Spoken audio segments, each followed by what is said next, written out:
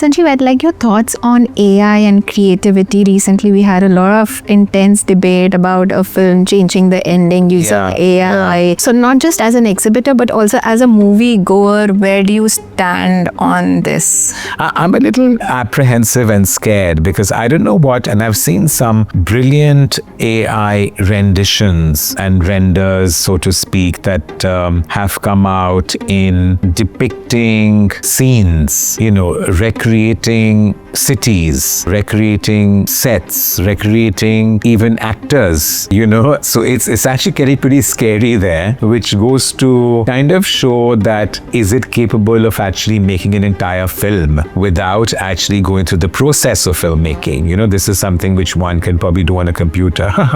So that's a bit scary, changing the endings, de-aging, all of that is possible now through AI. And I think on a very macro level, people who support AI and who are detractors of AI talk about both sides of it, because as I said, technology can be a boon and a bane, right?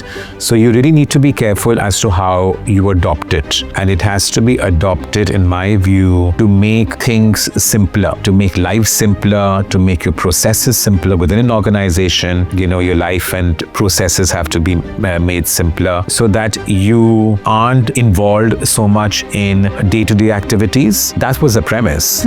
So all the day-to-day activities are taken care of and you are able to focus on what is important. But going back on the content, now I don't know how many people will use it and extend it, but there are some pure filmmakers, pure producers and actors who are very resistant, and they obviously do talk about the true joy and the essence of filmmaking getting lost if you deploy and use too much AI.